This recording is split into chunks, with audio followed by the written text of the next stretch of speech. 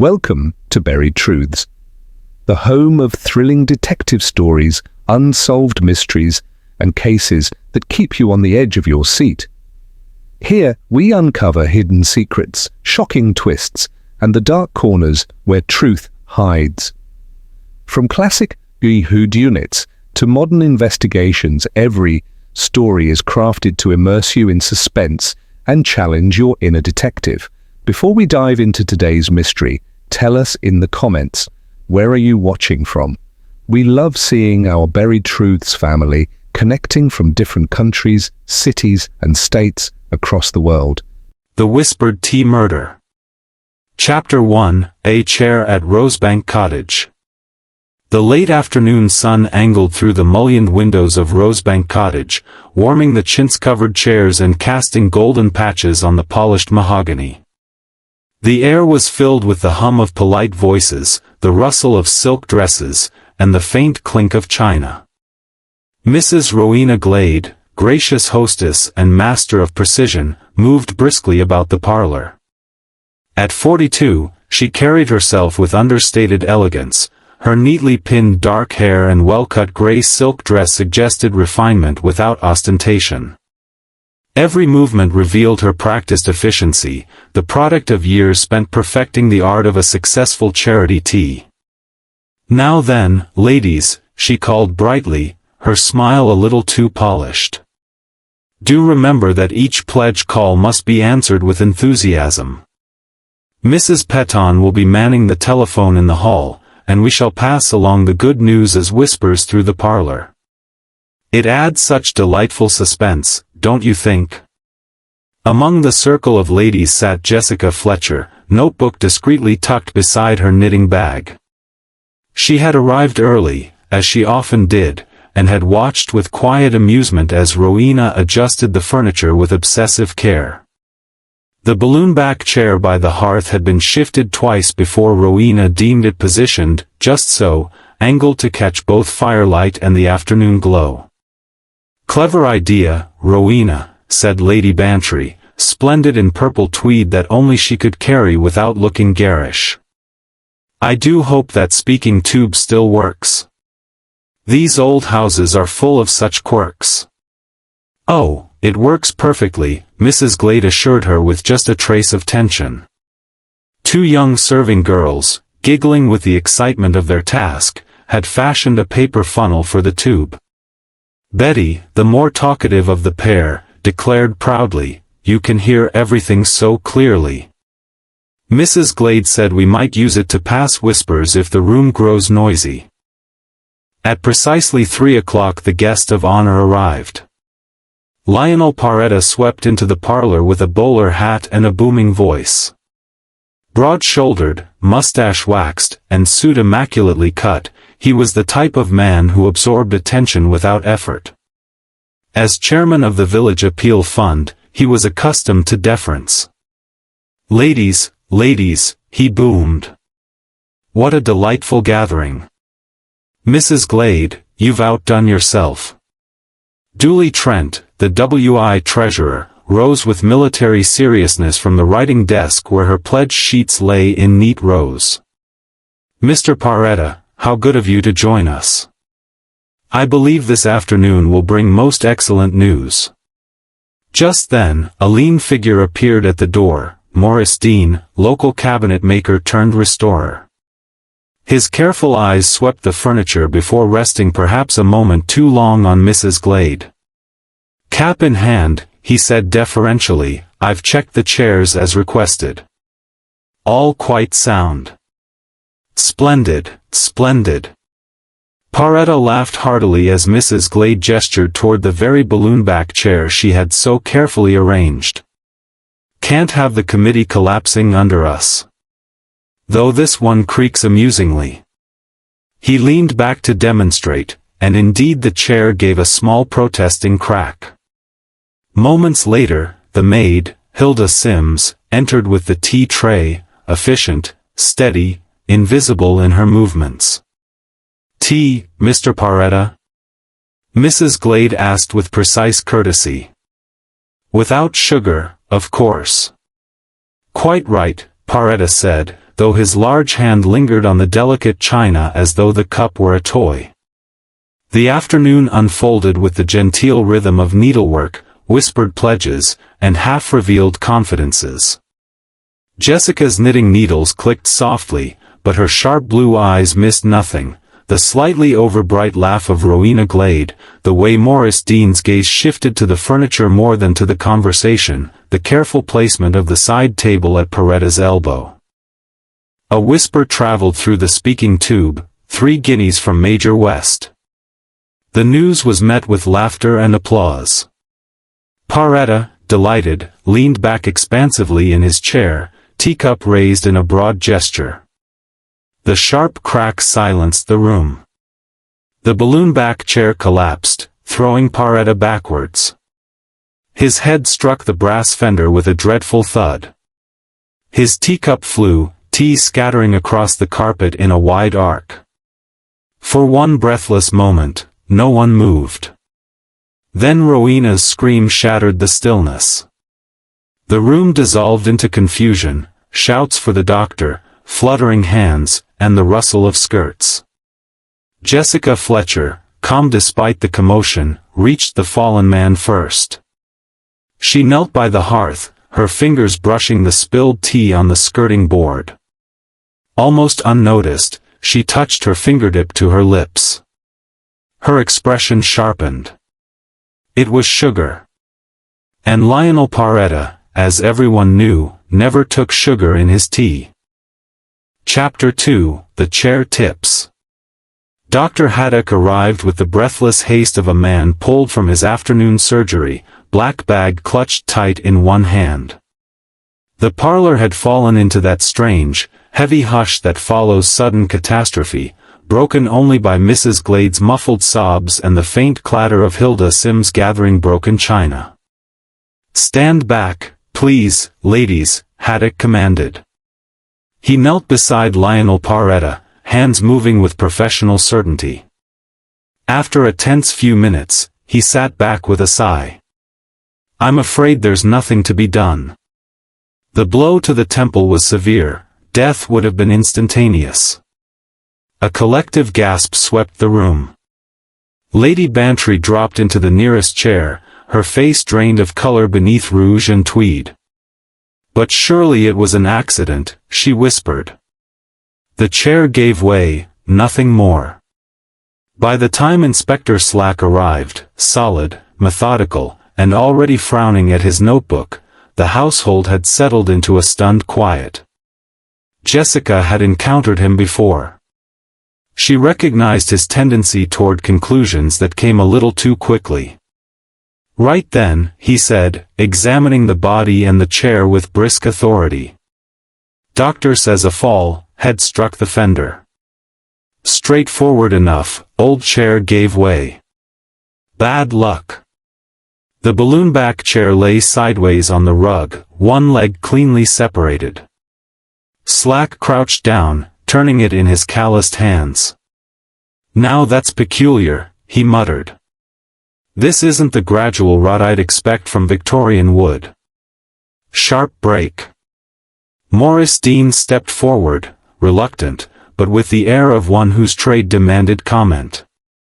"May I, Inspector?" he asked, and took the detached leg. His practiced fingers traced the joint. The wood's sound. But animal glue, after 60 years, it can fail without warning. Sudden, like this. I've seen it before.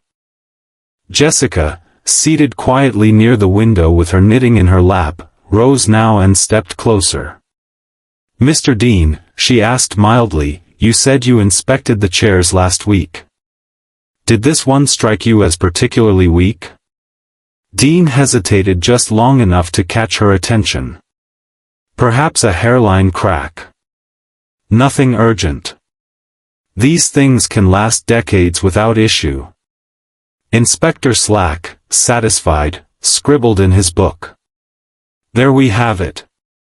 Old glue. Bad timing. An accident." Rowena Glade dabbed at her eyes with a lace handkerchief. I feel so terribly responsible. If I'd known there was any danger, I never would have seated Mr. Paretta there. He was our guest of honor." "Nonsense, Rowena," Mrs. Trent said briskly. "Who would expect every chair to be tested? None of us would have noticed." But Jessica Fletcher's attention lingered on the details: the chair's precise placement by the fire, the side table positioned within easy reach, the brass fender gleaming in exactly the right spot. Something about the arrangement felt rehearsed. "Inspector Slack," she said gently, "might I point out something curious?" Slack looked up, wearing the expression of a man who had learned, sometimes painfully, that Jessica's curiosities were rarely trivial. Jessica gestured toward the saucer set aside with Paretta's tea things. 2 teaspoons. Most gentlemen use 1. Why 2? Slack bent over the china. Indeed, 2 silver spoons rested side by side, both faintly sticky. Mrs. Trent spoke up quickly. "That would be my doing. When I served his second scone, I brought a fresh spoon for the jam. Lionel was particular about such things." "Particular indeed," Slack said, jotting a note. "Not fussy," Mrs. Trent corrected softly. "Merely habitual. He always stirred his tea twice, even without sugar. He said it cooled it to the proper temperature." Jessica's gaze drifted toward the skirting board near the broken chair. The shifting afternoon light revealed something she hadn't noticed earlier, faint crystalline grains glittering on the wood. She bent down, her arthritis complaining, and touched them lightly. When she rose, she had tasted them. "Sugar," she said quietly, her voice carrying through the room. "Sugar where it should not be. Mr. Paretta never took sugar in his tea." Every head turned. Even Slack frowned, crouching beside her discovery. Could be anything. A spill from earlier, perhaps. Jessica studied the underside of the broken chair, where a pale watermark stained the back rail. "Curious," she murmured. "The spill pattern doesn't suggest it came from his cup at all." "Paretta did fling his tea when the chair went over," Lady Bantry said quickly. "I saw it fly from his hand." "Perhaps," Jessica allowed. "And yet, the residue here seems older than that." From the sideboard, Hilda Sims looked up, tray in hand. "Begging your pardon, ma'am, but I wiped up some spillage just before the accident." Mr. Paretta laughed at Major West's pledge and wagged his cup about. A little slopped onto the chair rail. "I thought it odd, it felt sticky, though his tea had no sugar." Jessica's eyes sharpened. Sticky tea. 2 spoons. A chair that failed at precisely the right moment. She did not speak the conclusion forming in her mind. Not yet. But she knew, as surely as she knew the click of her knitting needles, that Lionel Paretta's death had been engineered with deliberate care. And Inspector Slack, watching the thoughtful set of her mouth, seemed to realize his simple accident was about to become something far more complex. Chapter 3, Sugar on the Skirting. By the time Lionel Paretta's body was carried from Rosebank Cottage with what dignity the moment allowed, the room had settled into that strange blend of silence and whispers that follows sudden death. The balloon-back chair still lay overturned on the rug like a broken witness, and the air smelled faintly of spilt tea and brass polish. Jessica Fletcher, who had remained in the drawing-room when most others longed for the door, turned to her old friend Dolly Bantry. "Dolly, I wonder if you'd indulge me just a little longer. There's something here I can't quite let go." Lady Bantry knew that tone well. When Jessica said she was curious, it usually meant the simple explanation had already failed her test. With a resigned sigh, she sat back down. "Very well, Jessica. But I warn you, if this is another of your puzzles, I'll want a strong cup of cocoa afterwards." Inspector Slack, hearing the exchange, drifted closer with the air of a man bracing for trouble. "Now, Mrs. Fletcher, I do hope you're not about to make this more complicated than it is. Doctor says accident. Glue gave way. End of story." Jessica smiled mildly, as if humoring a stubborn child. "Oh, I agree, Inspector, accidents do happen. But some leave the most curious footprints." She crossed to the skirting board, where she had earlier noticed a faint sparkle. Now, with dusk lowering and the lamps lit, the tiny crystals gleamed more clearly. "Look here," she said, pointing with a steady finger. Dolly knelt beside her and peered through her spectacles. "Good heavens, Jessica, that's a line of sugar, isn't it? Almost like a tide mark." The inspector bent down, frowning. Against the dark wood, the residue stretched in a thin horizontal stain, sticky in places where the cloth had not reached. Dr. Haddock, still present to finalize his notes, joined them. "That's no ordinary spill," he murmured. "Far too much sugar for a man who swore off it." Rowena Glade, pale and trembling, dabbed her eyes with her handkerchief. "I don't understand it. Lionel never took sugar. We all knew that. Doctor's orders." "Precisely," Jessica said softly. She moved to the broken chair, crouching with surprising agility, and ran her fingers along the underside of the back rail. There, clear as day, was a streak of staining where liquid had run. "See how it traveled along the wood and down the wall," she explained. "Not from a splash, but from something poured, or spilled, quite deliberately." Inspector Slack shifted uncomfortably. "Well, so he slopped more than we thought." "It happens." Jessica's gaze found Hilda Sims, who stood stiffly with her tray. "Hilda, you mentioned earlier you had to mop up some of his tea before the accident. Can you describe exactly what you saw?" The maid pursed her lips, her memory as neat as her housekeeping. "It was just after the young ladies called down Major West's pledge through that speaking tube." Mr. Paretta laughed and waved his cup about. "I saw the liquid spill across the rail. I wiped it up, but it felt tacky, sticky. Odd, since his tea wasn't sugared." Jessica's eyes brightened. "Sticky. Yes, that is odd. Tea without sugar dries clean." Mrs. Trent suggested cautiously, "Perhaps one of us dropped something sweet earlier. A jam spoon, maybe?" Jessica shook her head. "Betty? Mary?" she asked the serving girls. Both shook their heads earnestly. "No, ma'am. We were careful. Nothing sugary near the chairs." Lady Bantry leaned closer. "Jessica, are you saying the sugar was put there deliberately?"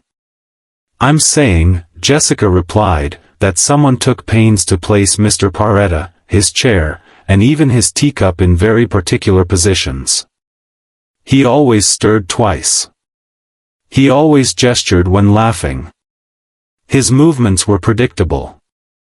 Which makes his accident less accidental." The room went still again, broken only by the slow tick of the mantel clock and the rustle of... Inspector Slack closed his notebook with a snap, his expression half weary, half resigned.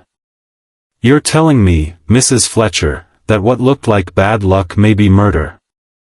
Jessica's eyes were steady, sharp as needles behind her calm smile. "I'm telling you, Inspector, that sugar has a way of showing up only where someone intended it to be." Chapter 4, The Speaking Tube. Night had begun to settle over Rosebank Cottage, shadows pressing against the windows as Rowena Glade ordered the lamps switched on.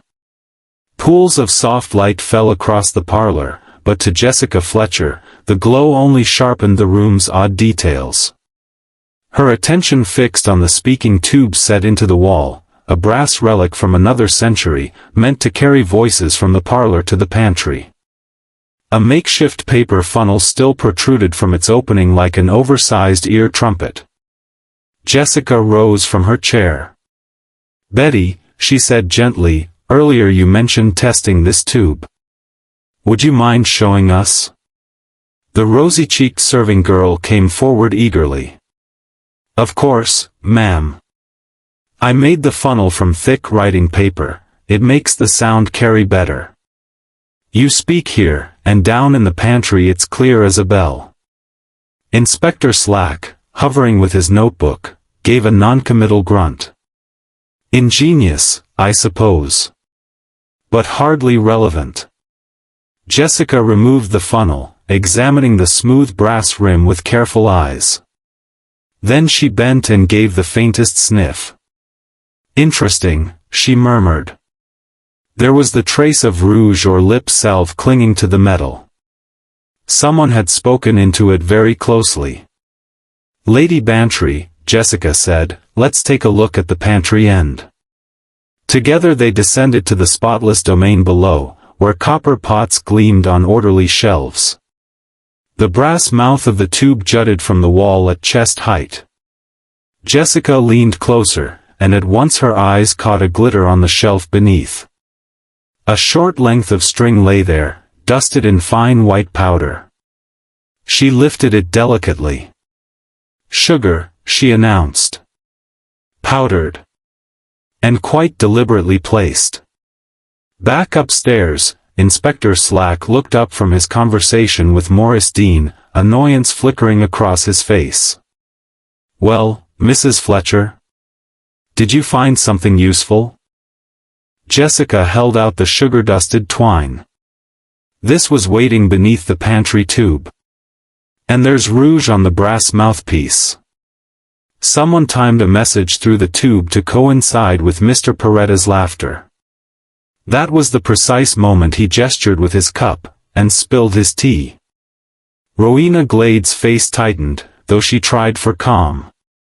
"I can't imagine how such things ended up in my house." Hilda Sims bristled at once.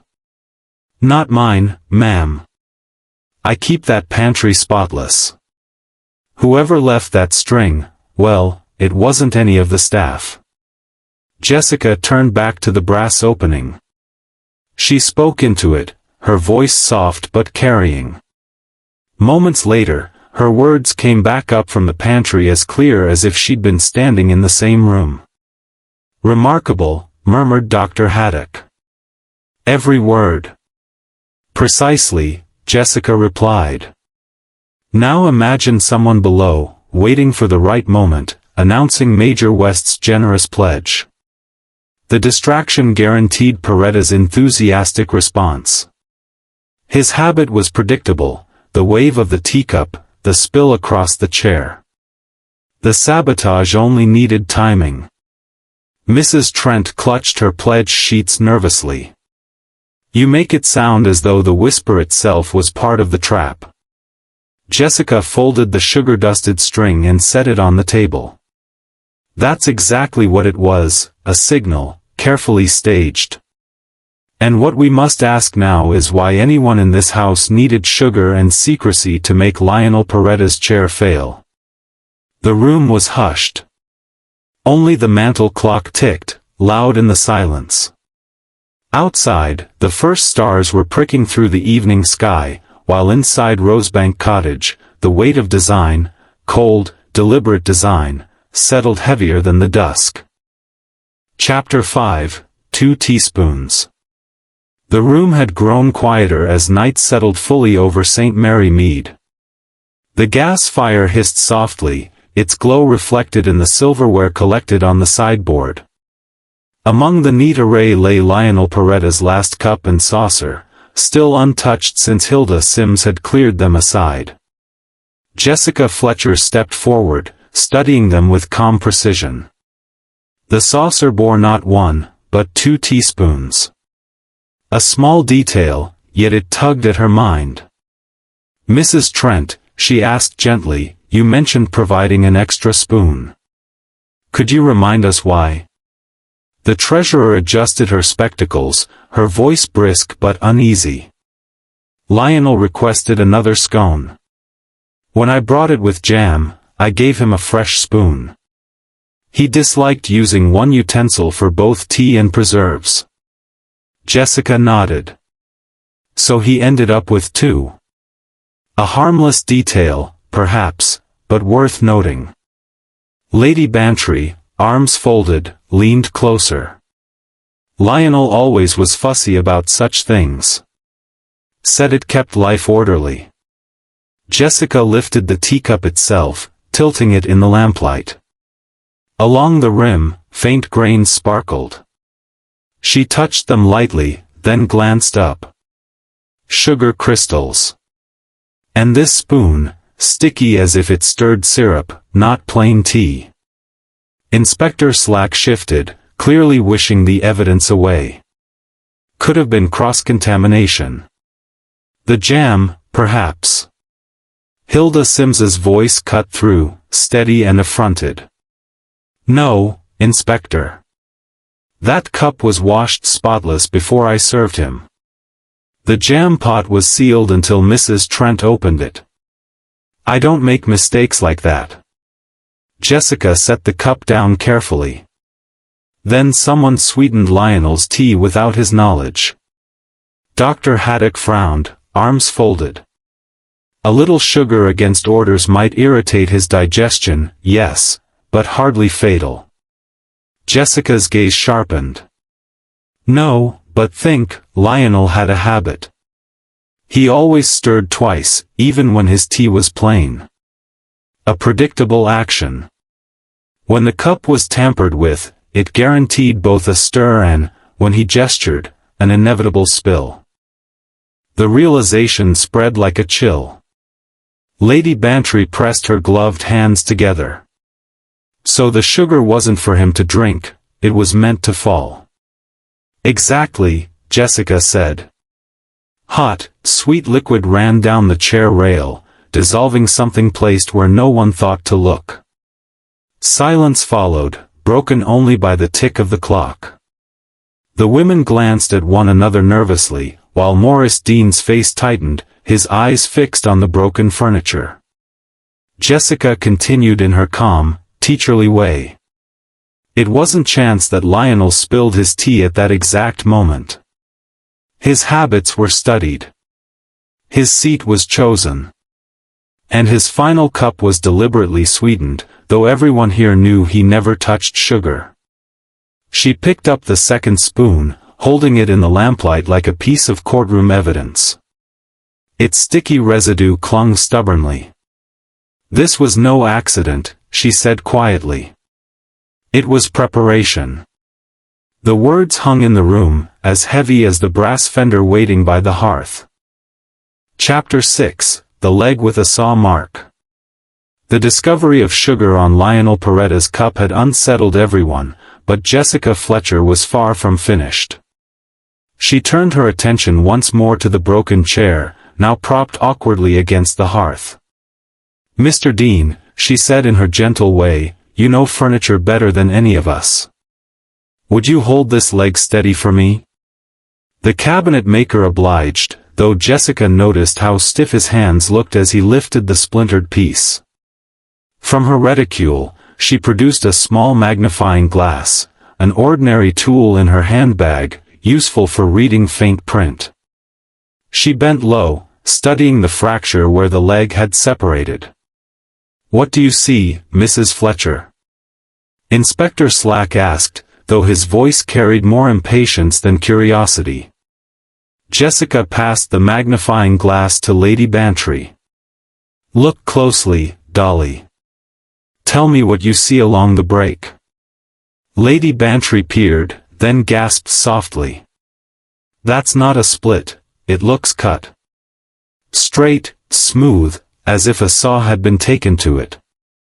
Slack leaned in, frowning.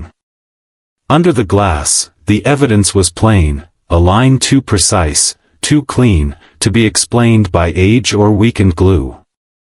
Dr. Haddock confirmed it with a grave nod.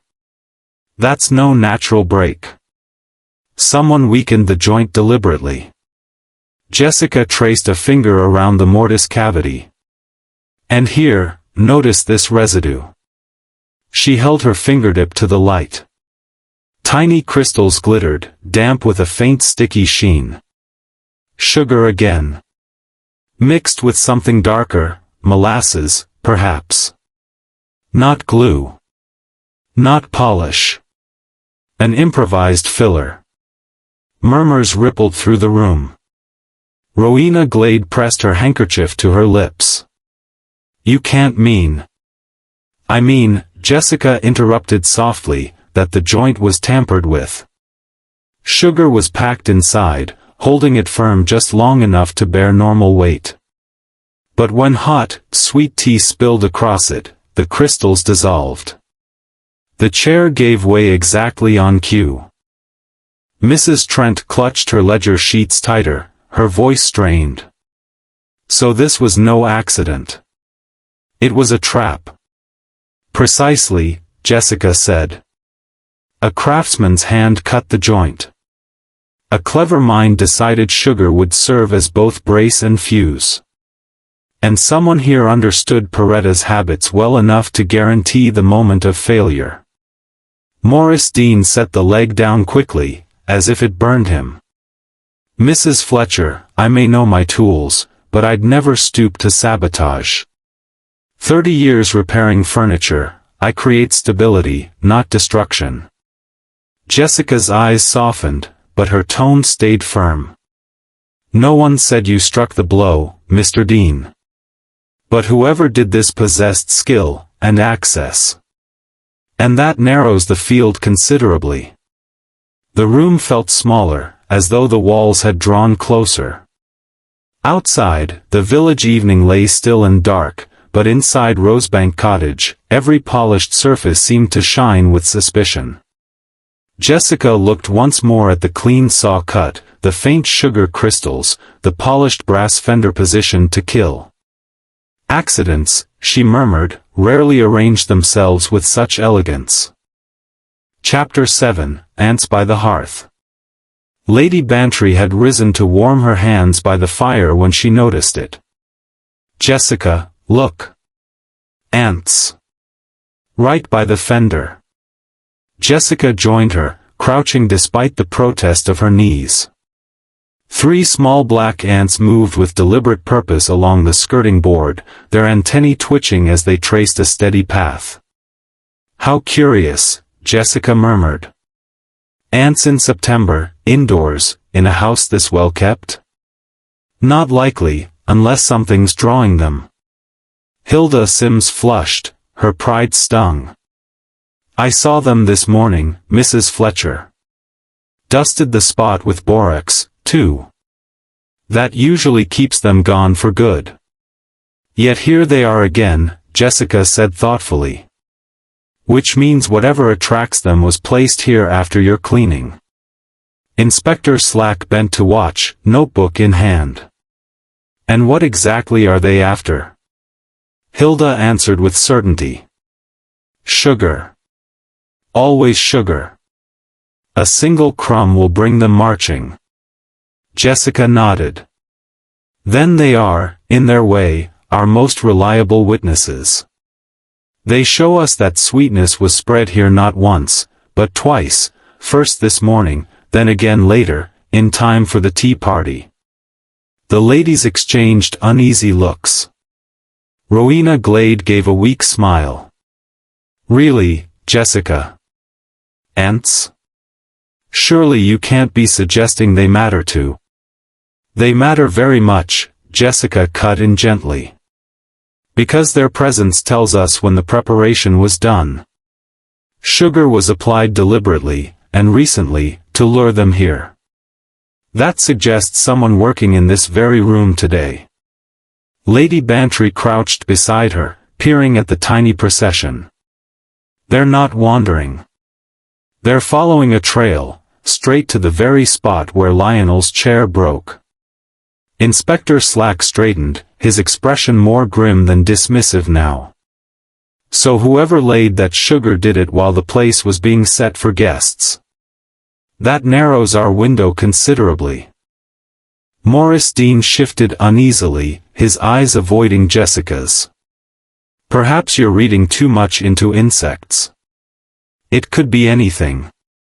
On the contrary, Jessica replied, watching the ants disappear beneath the hearth.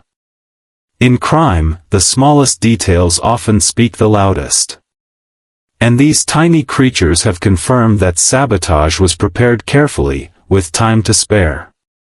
The room fell silent again, save for the tick of the clock and the faint scratch of ants moving unseen behind the skirting. To Jessica Fletcher, their quiet industry was more telling than any outburst. It spoke of planning, patience, and a hand that had guided even the smallest of details. Chapter 8, The fender moved an inch. The lamplight threw long shadows across the parlor as Jessica Fletcher turned her attention to the hearth. The brass fender gleamed as though it had been polished for the occasion, its curved edge catching the glow of the fire. "Rowena," Jessica asked gently, "did you happen to adjust this piece today?" Mrs. Glade hesitated, then admitted, "Yes, just slightly. I thought the rug sat unevenly, so I moved the fender in toward the hearth." "Only an inch."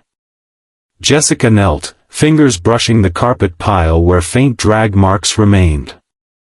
"An inch," she repeated softly, "is all it takes to change the outcome of a fall." Inspector Slack frowned. "What are you getting at?" Jessica gestured toward the broken chair.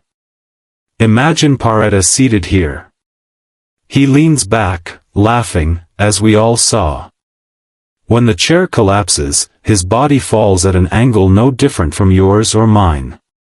But because the fender was shifted inward, his temple struck exactly here." She tapped the inner left corner, where a faint smear of polish betrayed recent handling. Slack lowered himself gingerly into the surviving twin chair. At Jessica's urging, he leaned back to mimic Paretta's last gesture. His head hovered directly above the point she had indicated. He exhaled heavily. So without the adjustment, he might have landed on the rug. Bruised, perhaps. But alive. "Exactly," Jessica said.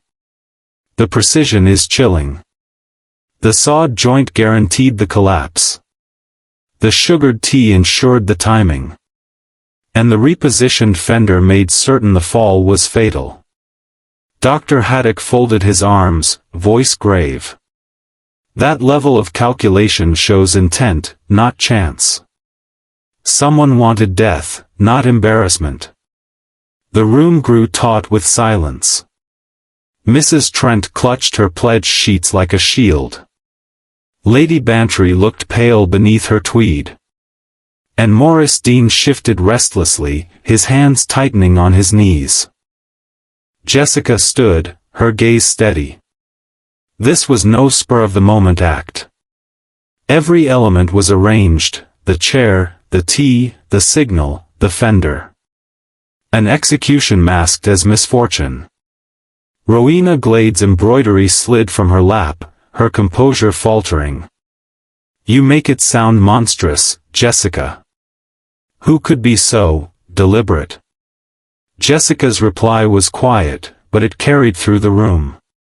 "That is precisely what we must discover, who among us had both the reason and the patience to turn household order into a weapon." The fire hissed, the clock ticked, and the brass fender shone in its new, deadly position, mute testimony to a murder crafted with an inch of calculation. Chapter 9, Sticky String in the Drawer. The atmosphere in Rowena Glade's drawing room had shifted from grief to suspicion. The air itself felt heavier, as if the truth pressed down on everyone present. Jessica Fletcher, however, remained composed. Her gaze swept the polished furniture before resting on the sideboard, gleaming in the lamplight. "Rowena," she said gently, "would you mind opening that drawer for me?" I've always found sideboards to be more revealing than they appear. Reluctance flickered across Rowena's face, but she complied. The drawer slid open to reveal neatly folded napkins, polished silver, and the careful order of a woman who valued appearances. Jessica approached with deliberate calm, her fingertips brushing past linens and cutlery until she stopped. "Ah! What have we here?" She lifted a short length of twine, tacky to the touch, coated in a gritty, crystalline film. Lady Bantry peered closer.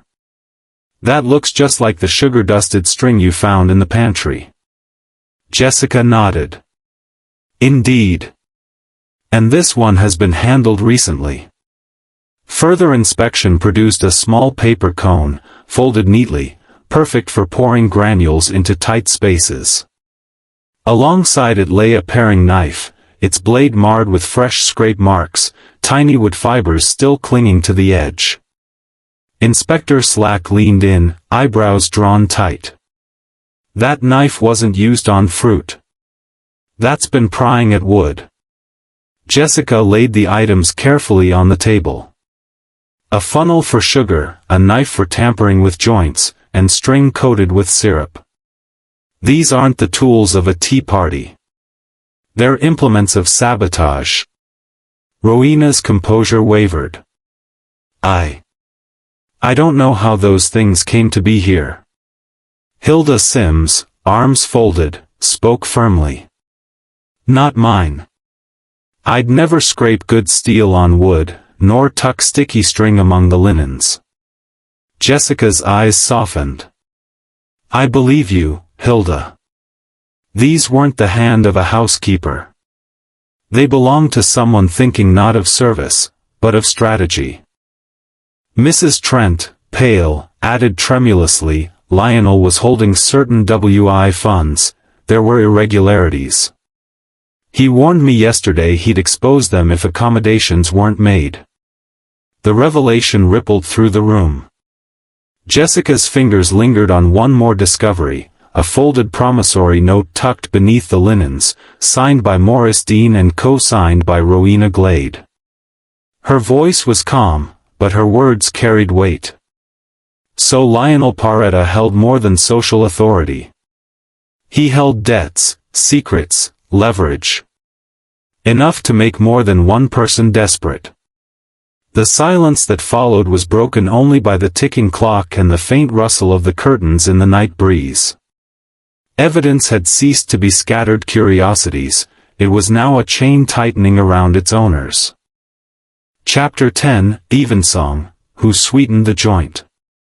The vicarage drawing-room carried a hushed solemnity, the ticking mantel clock filling the pauses as villagers gathered under Reverend Clement's watchful eye. Griselda poured tea with brisk efficiency, but no one reached for their cup. All eyes turned toward Jessica Fletcher, who sat in her customary chair, knitting set aside, her voice calm but firm. "We now have enough pieces," she began, "to see the pattern clearly. Lionel Paretta's death was not an accident. It was a carefully staged murder." Inspector Slack shifted uneasily but said nothing. He had learned, with Jessica, that interruptions were wasted effort. The method, Jessica continued, was elegant in its cruelty. The back leg of Lionel's chair was deliberately sawn partway through. Sugar crystals mixed with molasses were packed into the joint to disguise the weakness. Under normal use, it would hold. But hot, sweet liquid would dissolve it instantly. That's why his tea, against all habit, was sweetened without his knowledge. Lady Bantry leaned forward. "And the spill?" "Predictable," Jessica said. Lionel always gestured with his cup when amused. The announcement of Major West's pledge, timed through the speaking tube, guaranteed he would laugh, wave his cup, and spill the doctored tea across the chair rail. Once the sugar melted, the leg gave way. Dr. Haddock nodded grimly. And with the fender moved an inch inward, the blow was fatal. Jessica's gaze moved deliberately from face to face. Now we must ask, who had the skill to tamper with the chair, who had the access to his cup, and who had reason to silence Lionel? Morris Dean sat stiffly, color drained. I may have the skills, Mrs. Fletcher, but I'd never. You had debts, Jessica said gently, lifting the promissory note she had found. Lionel held them over you. And Rowena co-signed. That gave him leverage over you both. Rowena Glade's composure faltered. I only wanted to frighten him, she whispered. To make him cautious. Not to kill him. Jessica shook her head. No, Rowena. The fender tells us otherwise. An inch may sound small, but you knew exactly where he'd land. You planned for death, not discomfort. Inspector Slack stood, voice official now. Rowena Glade, I must place you under arrest for the murder of Lionel Paretta. Morris Dean, you will be taken as accessory. The room stirred with uneasy murmurs. Rowena sat frozen, pale and rigid, as the inspector's words closed in. Lady Bantry broke the silence with a shiver. All over sugar. Jessica gathered her knitting once more, her voice low but steady. Sugar holds firm when solid, then vanishes the moment it's dissolved. It was the perfect accomplice for murder, and the very thing that revealed it. Household details rarely lie. People, however, often do.